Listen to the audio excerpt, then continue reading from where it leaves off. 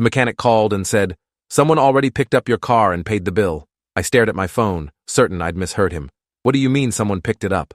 Danny from Precision Auto had been working on my transmission for 3 days. The repair was going to cost me $1,800 I didn't have, money I'd been scrambling to find by selling furniture and asking for overtime shifts. "A woman came in about an hour ago," Danny said. "Had all your paperwork, knew exactly what was wrong with the car, said she was your sister, paid the whole bill in cash and drove off. My sister lived in Oregon. I hadn't spoken to her in 2 years, and she definitely didn't have $1,800 to throw around on my problems. Danny, I don't have a sister in town. What did this woman look like?" There was silence on the other end, then the sound of papers shuffling. "Tall, blonde hair, maybe mid-30s. She knew your full name, your address, even mentioned you work at the distribution center. Look, Derek, if there's some kind of family dispute going on, I don't want to get in the middle of it. She had the work order number and everything." My hands started shaking as the implications hit me. Someone had been watching me, learning my routines, collecting information about my life. They knew where I worked, where I lived, what kind of car I drove, and somehow they'd gotten hold of my repair paperwork. I asked Danny to check his security cameras, and 20 minutes later, I was standing in his cramped office staring at grainy black and white footage. The timestamp showed 2:47 p.m., just over an hour ago. A woman approached my car with confident steps, like she owned it. She was tall and blonde, like Danny had said, wearing dark sunglasses and a baseball cap that shadowed her face. When she turned toward the camera to hand Danny some papers, I caught a glimpse of her profile. My stomach dropped. It was Vanessa, my ex-girlfriend who I'd broken up with 6 months ago after she'd started showing up at my work unannounced and going through my phone while I was sleeping. The breakup had been messy. Vanessa had refused to accept it was over, showing up at my apartment at all hours, calling my friends to ask about me, even contacting my boss to tell him I was having personal issues that were affecting my work performance. I'd finally threatened to get a restraining order if she didn't leave me alone. For the past 2 months, things had been quiet. I thought she'd finally moved on. Instead, she'd been planning something much more elaborate and disturbing than her previous harassment. Taking my car wasn't just theft, it was a message. She wanted me to know she could take anything from me whenever she wanted. I called the police from Danny's office, but the officer who took my report seemed skeptical about pressing charges. "She paid for the repairs," he said, tapping his pen against his notepad. "Technically, that's not theft. And if she had the paperwork like the mechanic says, it sounds like a civil matter between you and your ex." I explained about the months of stalking, the harassment, the threats I'd made to get a restraining order. The officer wrote it all down with the enthusiasm of someone filling out a tax form. He said they'd look into it, but warned me that recovering the car might require going through family court if Vanessa claimed it was a gift, or that she had permission to take it. Walking home from the auto shop, I called my boss to explain why I wouldn't be at work the next day. Without a car, I had no way to get to the distribution center 20 miles outside town. Public transportation didn't run that route, and Uber would cost more than I made in a day. My supervisor, Bill, was understanding but firm. "Derek, you've already used your sick days this year, and we're slammed with the holiday rush. If you can't find a way to get here tomorrow, I'll have to write you up." A write-up would put me on probation, and 3 write-ups meant termination. Vanessa wasn't just playing games with my car, she was systematically dismantling my life. That evening, I sat in my empty apartment trying to figure out my next move. My savings account had $347 in it, barely enough for rent, let alone a rental car or legal fees. I couldn't borrow money from family because my parents were already supporting my unemployed brother, and most of my friends were barely making ends meet themselves. As I was scrolling through legal aid websites, my doorbell rang. Through the peephole, I saw a young woman in business clothes holding a manila envelope. When I opened the door, she introduced herself as Amy Chen from Riverside Legal Services and said Vanessa had hired her to deliver some paperwork. The envelope contained a single sheet of paper with a handwritten note. "Derek, I know you're probably upset about the car, but I only did it because I care about you. You're working yourself to death at that job, stressing about money, and I wanted to help. The car is safe. I'll give it back when you're ready to have an adult conversation about our relationship. Call me. V." Below her signature was a phone number I didn't recognize. Amy the paralegal handed me her business card and said Vanessa was hoping we could work out an arrangement without involving the courts. She mentioned that Vanessa was prepared to offer full reimbursement for any inconvenience if I was willing to meet and discuss things reasonably. I asked Amy directly if she understood this was essentially extortion. Vanessa had stolen my car to force me into contact with her, then hired a legal service to make it sound legitimate. Amy's expression shifted uncomfortably, and she admitted this wasn't the kind of case their firm usually handled. She said Vanessa had presented the situation as a relationship dispute where both parties owned the vehicle jointly. When I showed her the title with only my name on it, Amy's professionalism cracked slightly. She said she'd need to discuss the case with her supervisor and would get back to me. After she left, I realized Vanessa was smart enough to manipulate even legal professionals into helping her harassment campaign. The next morning, I called in sick to work and took the bus to the police station to follow up on my report. Detective Lisa Morales had been assigned to my case, and she had better news than I'd expected. They'd run Vanessa's information through the system and discovered she was already on probation for stalking a previous boyfriend. Any new harassment charges would be a violation that could send her to jail immediately. Detective Morales said they were treating my case seriously because stalkers often escalate their behavior when they feel they're losing control.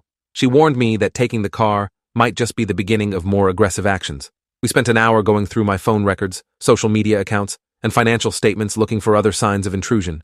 Detective Morales had me change all my passwords while she watched, and she helped me set up alerts on my credit report and bank accounts. She also gave me a direct phone number to call if anything else happened, bypassing the regular dispatch system. As I was leaving the station, she pulled me aside and said something that made my blood run cold. "Derek, in my experience, people who do what your ex did don't just want attention, they want control. Be very careful about any contact with her, even through intermediaries." That afternoon, Amy Chen called to say Riverside Legal had decided not to represent Vanessa after reviewing the facts of the case. Apparently, once they understood Vanessa had lied about owning the car and had a history of stalking, they'd terminated their relationship with her immediately. Amy apologized for being used as part of what was clearly a harassment scheme. She also warned me that Vanessa had become extremely agitated when they'd refused to help her further, shouting about how everyone was taking my side against her. Amy suggested I might want to consider staying somewhere else for a few days because Vanessa had seemed unstable during their final conversation. I called my friend Marcus, who lived across town with his girlfriend. They had a couch I could crash on, and Marcus was the kind of guy who'd punch someone for messing with his friends. He picked me up that evening, and we drove past my apartment building to grab some clothes. As we pulled into the parking lot, Marcus grabbed my arm and pointed toward the far corner. My car was parked under a broken streetlight, exactly where I'd left it 3 days earlier when it had broken down. For a moment, I felt relief, but then I noticed something was wrong. The passenger door was standing wide open, and papers were scattered on the ground around the vehicle. Marcus insisted on checking the car first while I hung back near his truck. He called me over after a few minutes, his face grim. The interior had been completely ransacked. My registration and insurance papers were missing from the glove compartment. My gym bag had been emptied and torn apart. Even my spare change and the air freshener had been taken. Most disturbing, there was a cell phone plugged into my car charger that I'd never seen before. Marcus said we shouldn't touch anything and should call the police immediately. As I dialed Detective Morales' number, I noticed something that made my stomach drop. The phone in my car was receiving text messages, and each message contained a photo of me from the past several days. Detective Morales arrived within 20 minutes, followed by a crime scene technician who photographed everything before bagging the phone as evidence. The messages were all from the same number, and they showed me at work, walking to the bus stop, sitting in the police station, and even sleeping in my apartment. Someone had been following and photographing me for at least a week. The last photo was time-stamped just 2 hours earlier and showed me walking into Marcus's building. Vanessa knew exactly where I was staying. Detective Morales said the phone was probably a burner device, but they'd check it for fingerprints and trace the number. She also said I needed to pack a bag and find somewhere else to stay that night. The stalking had escalated far beyond what I'd imagined. Vanessa wasn't just harassing me emotionally. She was conducting systematic surveillance, learning my patterns, and infiltrating every aspect of my life. Detective Morales explained that stalkers often start with minor intrusions and gradually increase their behavior until they feel completely entitled to access their victim's life. Taking my car, hiring fake legal representation, and planting surveillance equipment were all signs that Vanessa believed she had the right to control my decisions and movements. The detective warned me this was the type of behavior that sometimes ended in violence. That night, I stayed at a motel near the highway using cash Marcus had lent me. I couldn't risk using my credit card because Vanessa might be monitoring my financial accounts. I kept the curtains closed and checked the parking lot every few minutes, jumping at every sound outside my door. Around 2 a.m., my phone rang from an unknown number. When I answered, Vanessa's voice was different than I'd ever heard it. Cold, controlled, almost mechanical.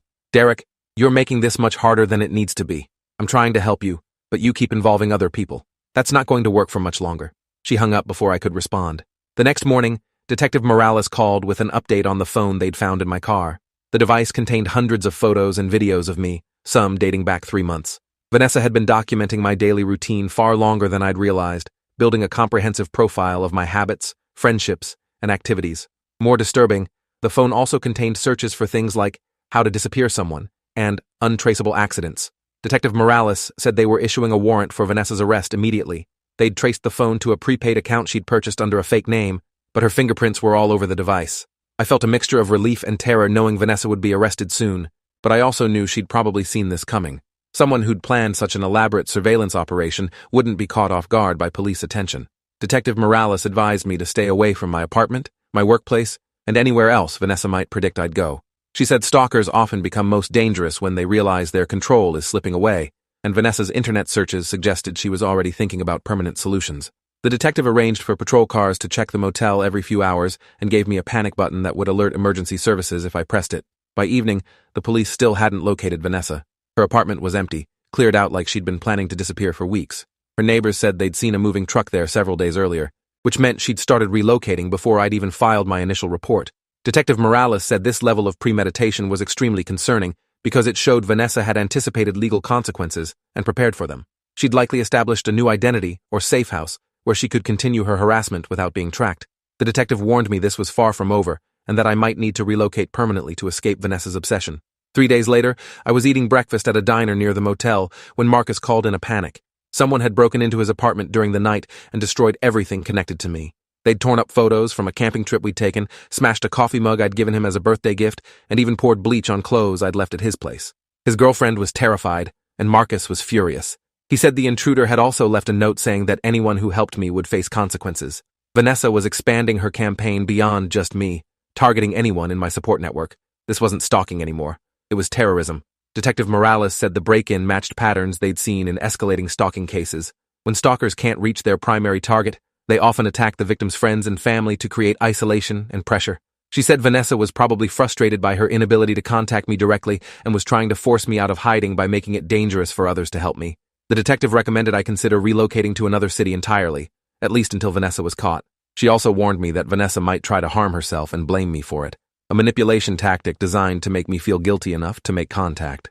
I spent that evening sitting in the motel bathroom with the door locked, trying to figure out how my life had become so completely derailed by someone I'd dated for 8 months. Vanessa had managed to take away my car, my job security, my home, my friend's safety, and my peace of mind. Even if the police caught her, I'd still have to rebuild everything she'd destroyed. The financial costs alone would take me months to recover from, assuming I could find work without a reliable way to get there. She'd turned a simple breakup into a complete life disruption, and there seemed to be no way to make it stop. The next morning brought news that changed everything. Detective Morales called to tell me they'd found Vanessa, but not the way anyone had expected. She'd been arrested at the airport trying to board a flight to Portland under a fake identity. Airport security had flagged her because the ID didn't match her biometrics, and when they ran her real name, the stalking warrant came up immediately. But that wasn't the most shocking part. In her carry-on bag, investigators had found detailed plans for what she called Derek's relocation. She'd purchased a cabin in rural Montana and had been planning to kidnap me and take me there to work things out in isolation. The documents in Vanessa's bag revealed the full scope of her obsession. She'd been planning the kidnapping for over a month, researching everything from sedatives to remote locations where we could have privacy to rebuild our relationship. The cabin in Montana was stocked with supplies for a long stay, and she'd even changed the locks and installed security cameras. Detective Morales said this was one of the most premeditated stalking cases she'd ever seen. Vanessa hadn't been trying to get back together with me. She'd been planning to hold me prisoner until I agreed to whatever version of our relationship existed in her mind. The evidence was overwhelming. Police found surveillance photos, financial records of her preparations, detailed maps of my apartment building and workplace, and even fake documents she'd planned to use to rent a moving truck. The Montana cabin search revealed restraints, medication, and a journal where Vanessa had written elaborate scenarios about our reconciliation. She'd convinced herself that I was just confused about my feelings and that spending time alone with her would make me realize we belonged together. The journal entries became increasingly violent toward the end, describing what she'd do if I continued to resist her help. Vanessa's arrest made local news because of the kidnapping plot, but that created new problems for me. My name was mentioned in several articles, and I started getting calls from reporters wanting to interview me about the case. My boss at the distribution center called to say customers had been asking about me, and he was concerned about the company's image being connected to a criminal case. Even though I was clearly the victim, the publicity was making it impossible to return to my normal life. Vanessa had managed to disrupt my life even from jail by making our private nightmare into public entertainment. The legal process moved quickly because of the evidence and Vanessa's probation violation. She pleaded not guilty by reason of mental defect, claiming she'd only been trying to help me and had never intended any harm. Her lawyer painted her as a confused woman in love who'd made poor decisions, but the prosecution presented the journal entries and kidnapping supplies that showed clear planning and intent to commit serious crimes. The judge denied bail, calling Vanessa a flight risk and a danger to me and the community. She would remain in jail until trial, which could take months to schedule. During the pre-trial hearings, I learned details about Vanessa's past that explained everything. She'd been arrested twice before for stalking previous boyfriends, and each time her behavior had escalated until police intervention became necessary. Her ex before me had moved to another state to escape her, and the one before that had gotten a permanent restraining order after she'd tried to break into his house. I'd been dating someone with a history of this behavior, but she'd hidden it well enough that I'd never suspected the danger. The prosecutor said Vanessa fit the profile of stalkers who don't just harass their victims, but genuinely believe their targets belong to them. The trial took place 4 months later, and I had to testify about everything Vanessa had done. Sitting in that courtroom, looking at her across the room, I could see she still believed she'd done nothing wrong. When her lawyer asked her to explain her actions, she said she'd been trying to save our relationship and help me make better life decisions. She claimed taking my car was meant to reduce my stress about money, and the surveillance was just her way of making sure I was safe and healthy. Even facing kidnapping charges, she described herself as the loving girlfriend who'd been misunderstood and persecuted for caring too much. The jury deliberated for less than 3 hours before finding Vanessa guilty on all counts: stalking, theft, breaking and entering, identity fraud, and attempted kidnapping. The judge sentenced her to 8 years in prison with a requirement that she complete psychological evaluation and treatment. She was also ordered to pay restitution for my car repairs, lost wages, therapy costs, and the damage to Marcus's apartment. The restraining order was made permanent, meaning she could never legally contact me again, even after her release. As they led her out of the courtroom, she looked directly at me and mouthed, "I still love you." 2 years later, I live in a different city with a different job, and I check my security system twice before going to bed every night. Vanessa will be eligible for parole in 6 years, and I know I'll spend every day until then wondering if she's learned to hide her obsession better or if prison has made it worse. The prosecutor warned me that stalkers like her don't typically change their fundamental beliefs about relationships and control. She still thinks what she did was justified, which means she's still dangerous. Sometimes love isn't beautiful or romantic. Sometimes it's a weapon designed to destroy everything you've built.